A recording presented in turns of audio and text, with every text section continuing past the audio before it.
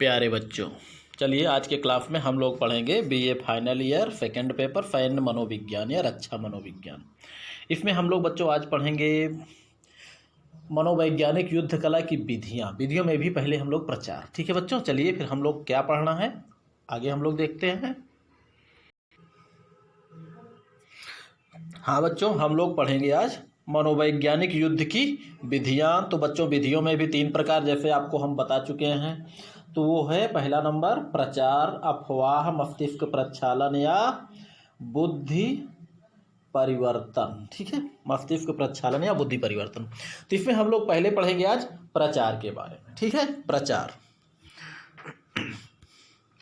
बच्चों, प्रचार ये जो है मनोवैज्ञानिक युद्ध को प्रमुख, सर्वाधिक प्रचलित एवं प्रभावशाली हथियार होता है प्रचार।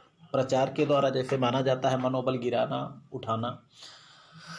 ठीक है, मनोवैज्ञानिक युद्ध संक्रिया की आत्मा कहा जाता है प्रचार को। ठीक है, मनोवैज्ञानिक युद्ध का प्रमुख एवं सर्वाधिक प्रचलित एवं प्रभावशाली हथियार। ये बच्चों ये को नहीं है, ये का है। ठीक है बच्चों, ये जो है ऊपर बिंदी पाई हटा दीजिए, ये है का। मनोवैज्ञानिक युद्ध का प्रमुख और सर्वाधिक प्रचलित एवं प्रभावशाली हथियार, ऐसा हथियार जिसे कि मनोवैज्ञानिक युद्ध संक्रिया की आत्मा कहा जाता है। ठीक है, आत्मा। और विजय का मूलभूत तत्व है मनोबल, जो कि प्रचार द्वारा संभव होता है। बच्चों मनोबल प्रचार द्वारा ही संभव है। मनोबल अपने सैनिकों का उठाना और शत्रु का गिराना, यही है। ठीक है, प्रचार का प्रमुख साधन जो होता है वो व्यक्ति होता है। समाचार पत्र, टीवी, सिनेमा, दूरसंचार, इसके अतिरिक्त भी बहुत सारे साधन होते हैं। ठीक है, और विजय हेतु शत्रु के मन मस्तिष्क पर विजय प्राप्त करना अत्यंत महत्वपूर्ण होता है। ठीक है, प्रचार की परिभाषा देखिए, परिभाषा के बारे में क्या कहा है। पामर और परकिंस ने किसी व्यक्ति को किसी विचारधारा अथवा उससे निश्चित दिशा में कार्य कराने पर सहमत कराने के लिए किसी भी प्रयास को प्रचार कहेंगे। ठीक है बच्चों, किसी व्यक्ति को किसी विचारधारा और उससे अपनी इच्छानुसार कार्य कराने के लिए, अपनी इच्छानुसार कार्य करने के लिए आप उसको सहमत कर दीजिए, तो वही है बच्चों प्रचार। ठीक है, आप प्रयास कर रहे हैं अपनी इच्छानुसार कार्य कराने का। और सार्जेंट ने क्या कहा है, प्रचार द्वारा साधारणतया लोगों की अभिवृत्तियों तथा मतों को और फिर उनके कार्यों को इच्छित दिशा में प्रभावित करने का एक प्रयास है। ठीक है, चलिए ये तो प्रचार द्वारा लिखा है बच्चों, यानी वह चीज जिसके द्वारा बच्चों, जिसके द्वारा, इसको हम लोग दूसरी भाषा में इस तरह कह सकते हैं, इसको निकाल दीजिए। ठीक है, जिसके द्वारा लोगों की अभिवृत्तियों तथा मतों को और फिर उनके कार्यों को अपनी इच्छा की दिशा में, अपनी इच्छानुसार दिशा में प्रभावित करने के प्रयास को प्रचार कहते हैं। इस भाषा में हम इसको कह सकते हैं। ठीक है बच्चों, चलिए विट के अनुसार, विट ने क्या कहा है, प्रचार का अन्य व्यक्तियों की मनोवृत्ति एवं मत को प्रभावित करने के लिए सत्य या झूठ का चयनात्मक उपयोग होता है। ठीक,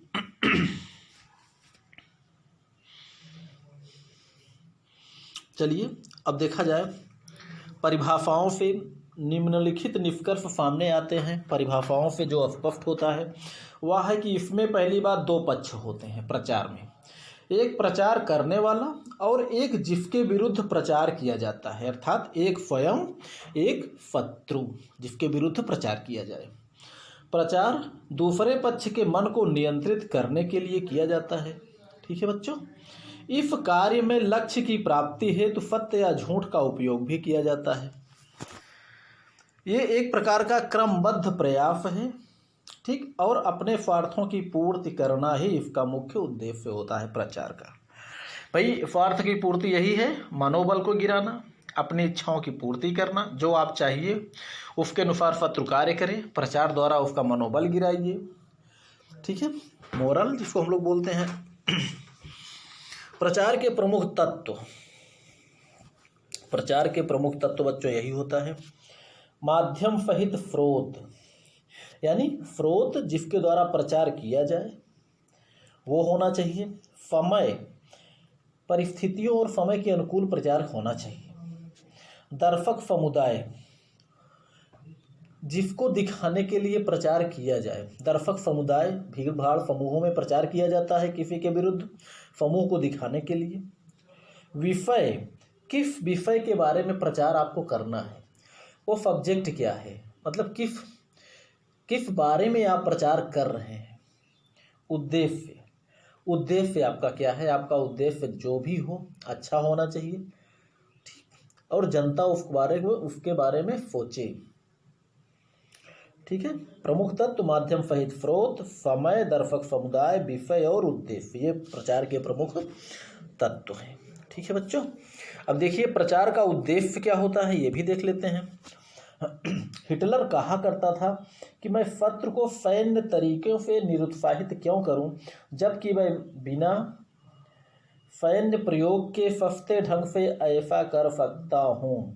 अर्थात मनोवैज्ञानिक युद्ध का उद्देश्य बिना शक्ति के प्रयोग के ही सैन्य उद्देश्यों को प्राप्त करना होता है। बच्चों, हिटलर ने क्या कहा था कि मैं शत्रुओं के ऊपर सैन्य तरीके क्यों अपनाऊं, जब हम बगैर सेनाओं का प्रयोग किए, बगैर सेनाओं का प्रयोग किए ही सस्ते ढंग से, बिना किसी कीमत के अगर हम ऐसा कर सकते हैं, अर्थात बिना सेना के प्रयोग किए ही अगर हम शत्रु को निरुत्साहित कर सकते हैं, तो हम सेनाओं का प्रयोग क्यों करें, ठीक। चलिए आगे बढ़ते हैं हम लोग। इसके प्रमुख उद्देश्य ये होते हैं, इस प्रकार हैं, कौन कौन देख लेते हैं हम लोग। पहला नंबर, शत्रु का मनोबल गिराना, उसके उत्साह तथा प्रतिशोध की भावना को नष्ट करना, प्रतिरोध की भावना है बच्चों। प्रचार द्वारा शत्रु को इतना घबराहट में डाल देना कि वह सही ढंग से सोचने लायक न रह जाए, ठीक है। और तटस्थ राष्ट्रों को या तो अपने पक्ष में करना या तटस्थ ही रहने दिया जाए, ऐसा प्रचार हो। अर्थात जब अपने पक्ष में आ जाएंगे तो अपनी शक्ति बढ़ जाएगी, तटस्थ रहेंगे तो ना हमारी शक्ति बढ़ेगी ना उसकी बढ़ेगी। और क्या, शत्रु की सहायता हेतु आई अन्य सेनाओं, अन्य राष्ट्रों की सेनाओं के प्रति उसकी सेना और जनता में अविश्वास उत्पन्न करना। कहने का मतलब, शत्रु राष्ट्रों के मदद के लिए अन्य राष्ट्रों की अगर सेनाएं आई हुई हों तो उनको इस बात के लिए उनकी जनता में बता दिया जाए कि ये सेनाएं जो है जनता का नुकसान करने आई हैं, शत्रु जनता का, तो ताकि शत्रु जनता में उस सेना के विरुद्ध जो उनकी मदद करने के लिए आई है उसके प्रति भी अविश्वास पैदा हो जाए, ठीक है बच्चों। किसी भी प्रकार अविश्वास पैदा कर दीजिए ताकि वो उनकी सहायता लेने से पहले ही 10 बार सोचे, ठीक है। चलिए, शत्रु की जनता एवं सैनिकों के मनोमस्तिष्क को प्रभावित करना प्रचार का उद्देश्य होता है। और शत्रु की मनोबल एवं यौद्धिक इच्छा समाप्त करना और पराजय को स्वीकार कराना, ठीक है बच्चों। इतने सारे प्रचार के उद्देश्य होते हैं। अब देखिए प्रचार के प्रकार क्या हैं। प्रचार कितने प्रकार के होते हैं। पहला नंबर बच्चों, श्वेत प्रचार। श्वेत प्रचार का मतलब जिसे हम बिल्कुल सफ़ेद, बिल्कुल व्हाइट, बिल्कुल साफ, क्लीन प्रचार जिसे हम लोग कह सकते हैं। इसमें जो है स्रोत, जिस स्रोत से प्रचार किया जाता है उसका स्पष्ट उल्लेख होता है। सरकारी अथवा सैन्य कमांडरों द्वारा इसका प्रयोग किया जाता है, या तो गवर्नमेंट द्वारा या तो सेनाध्यक्षों द्वारा। और सत्य तथ्य, इसमें क्या किया जाता है, सत्य तथ्यों के आधार पर, झूठ का बिल्कुल सहारा नहीं लिया जाता, बिल्कुल सत्य तथ्य के आधार पर शत्रु पक्ष के समक्ष प्रस्तुत किया जाता है अपनी नीतियों को, और उसको उचित ठहराया जाता है। अर्थात सत्य तथ्यों के आधार पर शत्रु के समक्ष अपनी नीतियों को उचित ठहराया जाता है, उचित ठहराने हेतु प्रस्तुत किया जाता है। और शत्रु की नीतियों को तर्कों के आधार पर गलत ठहराया जाता है। यह है श्वेत प्रचार, ठीक है बच्चों। और श्वेत प्रचार के द्वारा शत्रु पक्ष, बच्चों ये पत्र नहीं है, ये है शत्रु, ठीक है। इसमें थोड़ी सी गलती हुई है टाइप करने में। तो श्वेत प्रचार के द्वारा शत्रु पक्ष के मनोबल को कमजोर बनाने का प्रयास किया जाता है, ठीक है। चलिए, ये हो गया श्वेत प्रचार, जिसमें सब कुछ बिल्कुल रियल चीज़ बताया जाता है शत्रु में, यानी अपनी श्रेष्ठता अगर बनी रहे तो वैसा ही जो है शत्रु के जनता के सामने, शत्रु के सामने, उसके सैनिकों के सामने वैसा ही पेश किया जाता है। बिल्कुल झूठ, इसमें झूठ का सहारा नहीं लिया जाता, हर प्रकार से सत्य वचन। अगला है बच्चों भूरा प्रचार। अब भूरा प्रचार क्या है? यह एक ऐसा प्रचार होता है जिसमें स्रोत का स्पष्ट उल्लेख नहीं होता। यह एक भ्रमित करने वाला प्रचार होता है। जैसे उदाहरण के अनुसार द्वितीय विश्व युद्ध में जर्मन सैनिकों को आत्मसमर्पण कराने के लिए मित्र राष्ट्रों ने सूचना प्रपत्र बंटवाए। ठीक है बच्चों, सूचना प्रपत्र बंटवाए। इसमें कोई संकेत नहीं दिया गया था कि यह प्रचार मित्र राष्ट्रों की ओर से है या जर्मन पक्ष द्वारा। ठीक है बच्चों, भूरा का मतलब होता है एक भ्रमित करने वाला प्रचार, ना तो पूरा झूठ हो ना पूरा सही हो, मतलब आधा झूठ आधा सही, ना तो उसको पूरा झूठ मान सके वो कि गलत है एकदम, और ना ही पूर्णतया उसको सत्य मान सके कि कुछ सही है। अर्थात सत्य और झूठ की जो स्थिति होती है वही है भूरा प्रचार।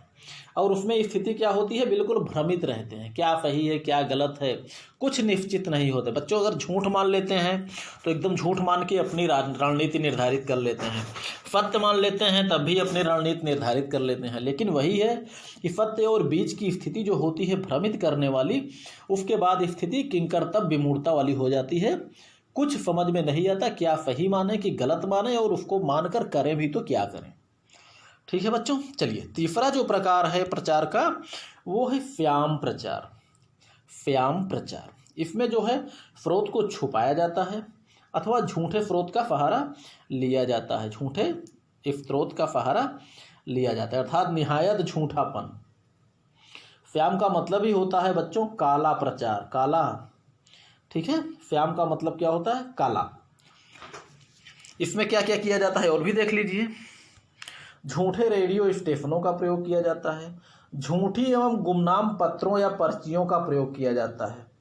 इस प्रचार में शत्रु देश में अपने पक्ष से सहानुभूति रखने वालों का झूठ मूठ प्रयोग किया जाता है। बच्चों इस प्रचार में शत्रु देश में जो अपने पक्षों से सहानुभूति रखने वाले होते हैं उनके लिए झूठ मूठ प्रचार किया जाता है कि वहाँ पर भी हमारे लोग हैं।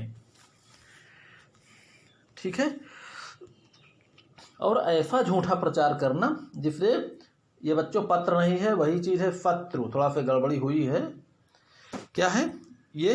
शत्रु, ये है शत्रु। देख लीजिए आप लोग, यही है।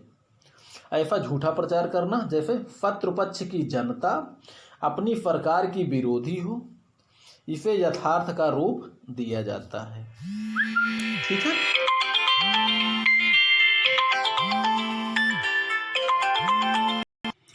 कहने का मतलब ऐसा प्रचार किया जाता है बच्चों कि जैसे शत्रु पक्ष की जो जनता है, शत्रु पक्ष की जनता वो अपनी ही सरकार की विरोधी है, इसे यथार्थ का रूप दिया जाता है कि ऐसी ऐसी उदाहरण मौजूद है, ऐसे उदाहरण के द्वारा प्रस्तुत किया जाए बिल्कुल निहायत झूठ कि जैसे हमारे आदमी ही आपके यहाँ घुसे हुए हैं। ठीक है बच्चों, चलिए आगे बढ़ते हैं। और समय के आधार पर प्रचार को पुनः दो भागों में बांटा जा सकता है। पहला नंबर है स्ट्रैटेजिक प्रचार, जिसे हम लोग कहते हैं युद्ध नीतिक प्रचार। ठीक है, इस प्रचार के परिणाम तुरंत नहीं मिलते परंतु इनके परिणाम दूरगामी होते हैं। ठीक है, इनका उद्देश्य क्या होता है? लंबे समय में शत्रु पक्ष में मनोवैज्ञानिक परिवर्तन लाकर उसे नष्ट करना होता है और इनका प्रभाव महीनों अथवा वर्षों बाद दिखाई देता है। कौन सा? स्ट्रैटेजिक प्रचार या युद्ध नीतिक प्रचार, जिसे बोलते हैं स्ट्रैटेजिक प्रचार। ठीक है, ये खास करके जैसे कोई चीज़ कान में डाल दिया जाता है, कहीं पर धीरे धीरे फैलते फैलते इतना ज़्यादा होता है तो बाद में उसका प्रभाव दिखता है। ठीक है, और इसका प्रभाव महीनों अथवा वर्षों बाद दिखाई देता है और इस प्रचार द्वारा प्रभावित क्षेत्र सीमित नहीं होता।